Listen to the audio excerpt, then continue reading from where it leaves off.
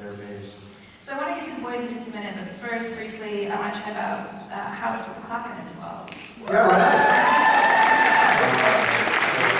It's a book that you grew up reading. Yeah. And how terrifying was it then to translate that to the film and to be writing the script for that film? Yeah, I will have to say, I found that book, another Toledo connection. I found that book in the Whiteford Elementary School library. Woo! Any Whiteford in the house? Yeah. Eagles, right? Yeah. Okay, go Eagles. I found it in the library there and fell in love with it. And read everything the author wrote. John Belair's. John Belair's, who's not far from here. He grew up in Marshall, Michigan. And really set the books of a version of Marshall, kind of a fictionalized version. He was the only fan letter I ever wrote. He wrote me back. And I had such great affection for that book, really all of his books. And and again, I think one of the reasons I loved him, and I've always told people, it's sort of, you can draw a straight line from Supernatural back to that book, because that book was that was a book that was about, there are creepy and supernatural things happening in the Midwest, but the way to get through it is with the love of your family. Yeah. And every single thing that was in that book was a research real piece of folklore that he brought from the world, and those are the three DNA strands of Supernatural. And so, cut to all these years later, and a producer friend of mine, and I told him how much I love these books, and I was always dying to make The House with the Clock in its Walls, and he called me, because the rights were never available, someone owns that. Right. The rights had just come up that past week, and they were due to sell the following week, but there was a window that it was an open bid, and we came in and I showed the estate my fan letter. And I'm not just like some dude who's trying to set up a franchise. This was my favorite book as a kid. And so we won the rights and then started writing it. And then to answer your question, yes, I thought it was going to be this nostalgic, lovely exercise, chubby little 10-year-old Eric, and he's gonna feed my inner child, and whatever. And it was a shit show.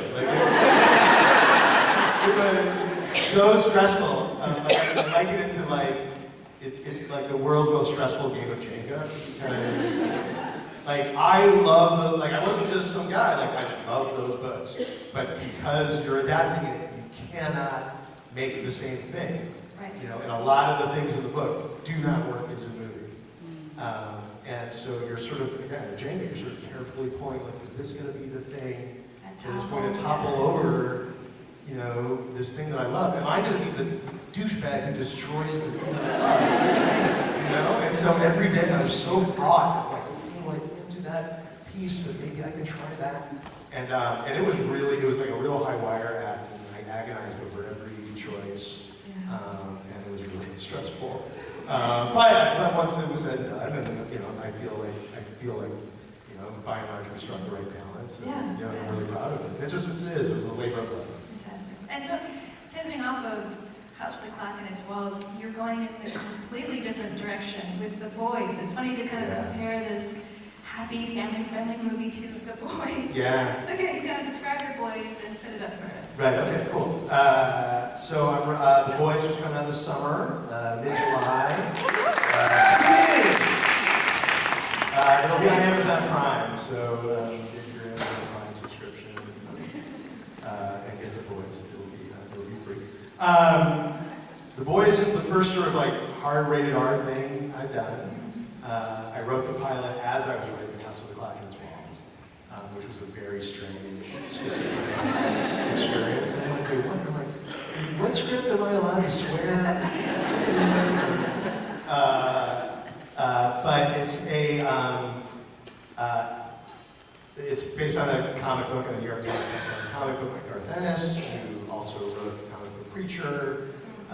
It's produced by Seth Rogen and Dan Goldberg, who also produced Preacher, along with me, who I didn't produce Preacher, but I'm producing this one.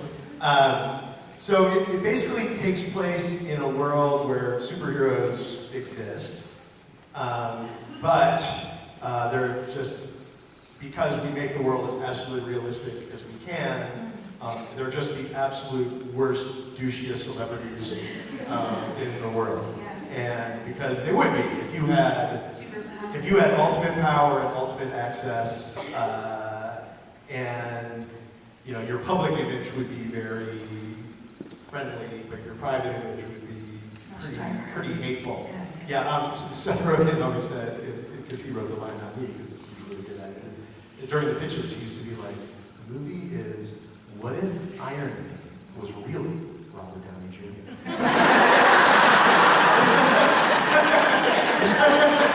I always love it.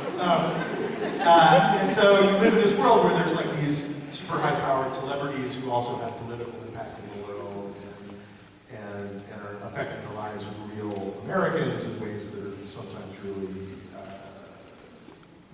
hurtful and destructive. And so the show is about this kind of ragtag group of just regular human, blue-collar men and women who are the boys. That's why it's called that team. There's one girl though. Yeah, there's a girl. There's a girl. Yeah, we're sort of like, I wish we could have called it boys and girl.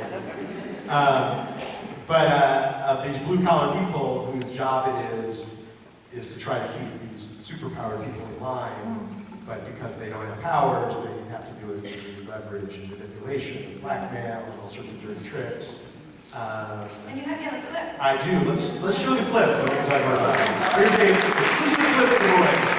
It's 1.5 minutes, so sorry. Okay, go ahead, play the clip.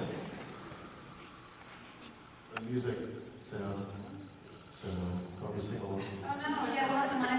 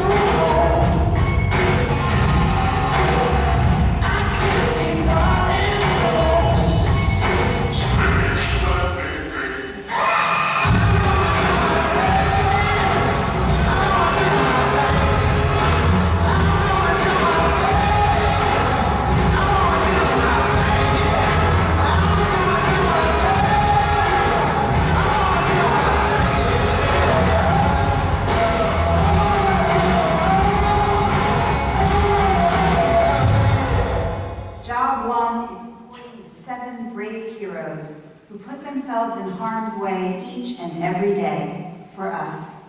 Fuck the 7? All right, that's right.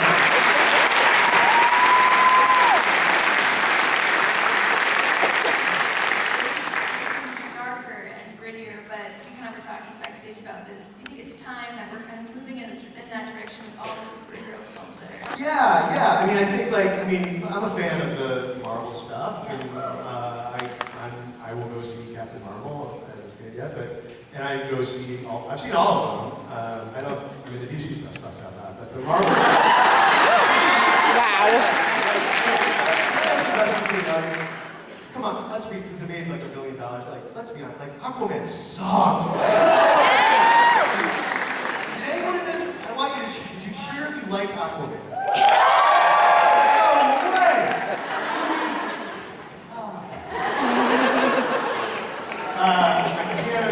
I was watching, I'm like, well, I'm trying too hard.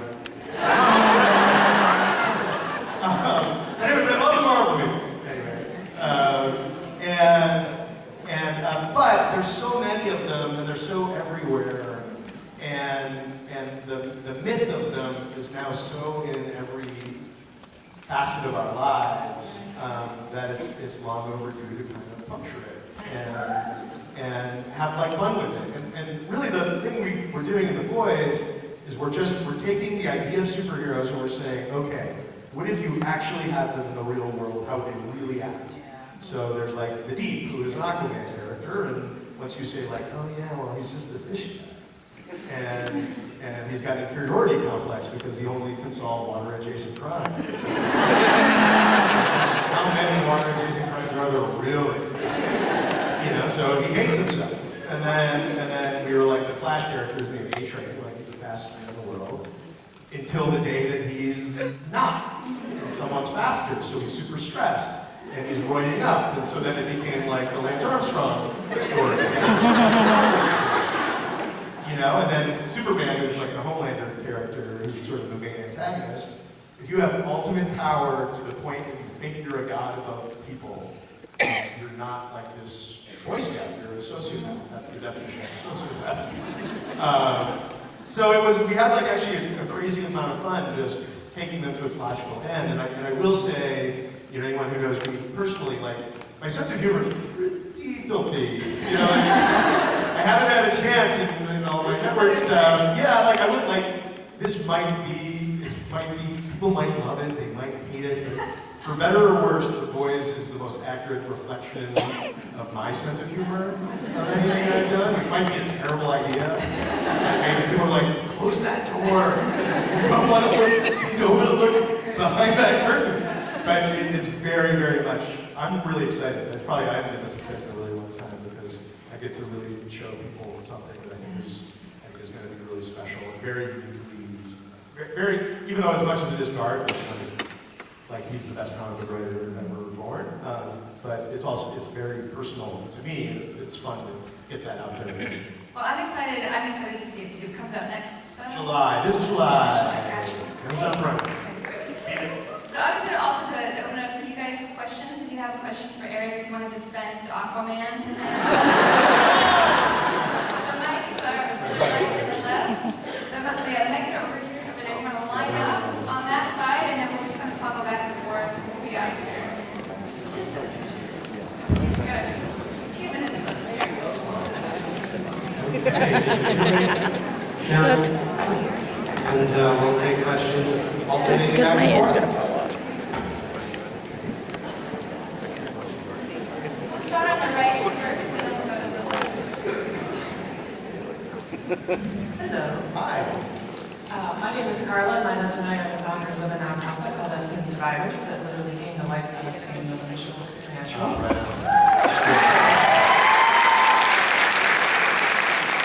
I'm curious, you briefly mentioned it earlier, but I'm curious how much you're aware of the charitable aspect of the Supernatural fandom and all the amazing things that we've been able to accomplish together. I mean, I'm very aware and incredibly proud. I mean, I still learn new things every day, just how remarkable the fandom is. But between, you know, what I see the fans doing, and Jared and Jensen and Misha, and the support that everybody has for each other, and the good you guys are putting out in the world. I've said before, and I'll say definitely here, the thing I'm most proud of that show is the community that grew out of it, and the good that put into the world.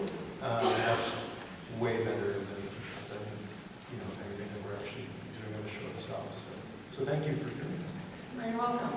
If I could add a comment. Please. My observation is that Supernatural speaks to people who feel broken, who feel like they don't fit in, who are struggling, and so it serves as an awesome escape while we're going through the struggle. So thank you for creating a universe. Thank you very much.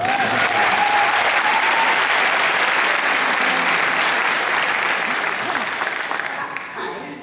One of my favorite Supernatural episodes is The French Mistake. You said you were doing it for 5 years, but it's credits you as the writer on that one? Right, well, Ben Edlund, but I was... Did they tell you that they were going to No, I was there. It was my idea to shoot myself. I was just wondering, because you talked about kind of getting burnt out at the end or whatever, if like, just please shoot me. No. That was, I was there in season 6 kind of to help the handoff to Sarah, and I was there really, I think, every day. And so it was, Ben and I were sort of like old weirdos, you know? And so we were off to the side, and we were like, we should do an episode that takes place behind the scenes of Supernatural, and we should all have characters play ourselves, and I was like, ooh, and I can get shot with a shotgun. So no, I was right there in the center of that. I even wanted to play myself, And I know, and I went to Bob Singer and I was like, can I play Eric Kripke, the producer of Supernatural? And Bob was like, you are way too terrible an actor. Did any of like the crew or anything get to play themselves? Yeah, no, if you look, Lou, our stuntman, a bunch of the camera crew were themselves. Everyone, even if they weren't themselves, because they actually had to film, Yeah. there was their character with their name doing their job. That's awesome. That was an awesome episode. Yeah, thanks, thank you. Over here to the right. Hi, my name is Dawn, and I'm a huge Supernatural fan. Hi. I was wondering when the series does come to an end, will you be involved in writing the final episode or have a say how it all gets wrapped up? That's a hard question. I really want to. I don't know, there starts to get like rules and laws, like I'm at Sony now, and Warner Brothers are not let me, but if there's a way to do it, I do want to be involved with it. Thank you. Yeah. Short little thing. Okay. Anyway, I'm not from Toledo, but I am an Ohio native, so it's really great to see somebody rise from Ohio and not get stuck here. So, but so basically, my question is, how do you just keep the confidence to just keep soldiering on when you get rejected and you just feel like that voice in your head saying, "Oh, this isn't good enough," and how do you just push past and just keep going? The answer to that is I'm not particularly confident. It really 100% comes down to training yourself through a lot of heartbreak to have grit. Grit is sort of the thing. Like, you're gonna get knocked down 100 times, and it's gonna suck every time. But then you sort of like, to me, the secret of success is you kind of have this sort of very, okay, that really hurt. Okay, guess I'm gonna get up and get ready to get pushed down again. Let's do this. And the day will come when you're not pushed down. You know, and it's, and I think you see it again and again, and actually as I've worked with other people in different fields, it tends to be more than not the one thing everyone has in common, which is, you know, if you get knocked, the people who make it are the people who you get knocked down 200 times and you get up 201. And I would say that's the secret of it. Thank you. Thank you. Hi, my name is Joe. I grew up living off of Mockingbird Lane. All right, represent. Thank you for being here. Thank you for visiting Southview yesterday. My son got to ask you a question when he visited his class. Oh, that's great. He asked about Sam and Dean character being cast. My question, if you had to bring your back on the show and had to bring back John Winchester, would he have been brought back as Crowley? Or a demon? Or would Sam and Dean have to kill him? No, I thought, and I would bring him back as John. The way he got brought back in 300 was exactly the way I would have done it. I was really touched about it. Like, it was great. You got to have like an emotional connection with that. No, it was really nice. Thank you. Hi, I'm Alicia Starjold, an editor for Nerds and Beyond. Oh, yeah, right on. Yeah. I'm on your website. Awesome. I'll tell Briar she'll be super excited. Yeah. But my question was, with the massive success of Supernatural, and you just got picked up for a 15th season now, how does that inform the way you create? I mean, if you're like coming into The Boys now, you know, this is your sense of humor is a lot darker. How does that change the way you move forward and do you learn from something like that? I wish I was smart enough to learn something from it. Supernatural is such an insane, unbelievable unicorn. To me, like, nobody knows that their thing is going to become this 15-year, I mean, I had no idea. And when you're making it, you have no idea. And I always say, like, show me a confident writer, and I'll show you a bad one. And so it's like, it doesn't really change my approach, because it's not like I'm in The Boys being like, here's the lesson that's going to make The Boys awesome. But you're starting all over, and you don't know, and you just kind of hope, and you just put all your love into it, and you see, but I was just as confident about Timeless as I was about Supernatural. You never ever know. It looks amazing. Oh, thank you very much. We're just about 5 minutes past 2, so this will be our last question, and then we'll start, I know, I'm sorry. This will be our last question, and then we'll start to wrap things up. Thank you. As an unpublished author and a rookie screenwriter and a former federal law enforcement officer, what would be your suggestion to advance my product with the proper hands without putting a bigger target on my back? There's a lot of agencies in New York and LA that will look at unsolicited material. That's the trick, right? Like the first step is to try to find someone who's willing to back your play, and those are not the big agencies that are the initials. They're really, really small guys. Like my first agent, I was like I said, represented me in Birthday Clowns. It was like a really small, but it's a way to start, right? It's like your foot in the door. And then the other thing I'll say is I wrote, how many scripts I wrote that got rejected before. I wrote 12 truly that I poured everything into and were months of my time and completely rejected. Couldn't make anything happen with them, and it wasn't until the 13th, right? So the other thing is just, again, it's just never give up. Write one, get it out in the world. If it doesn't get the response you want, say, okay, and then write the next one. I only have one true story. Well, you better get out there and live some life, sir. I think that you said if you're not confident, or maybe I'm a good writer if I'm not confident. Yeah, exactly. Well, me too, man. All right, thank you.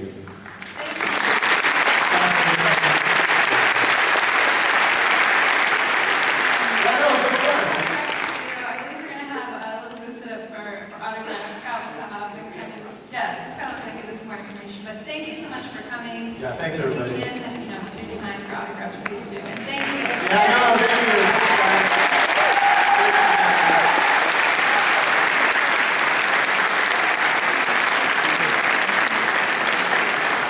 Okay, another round of applause for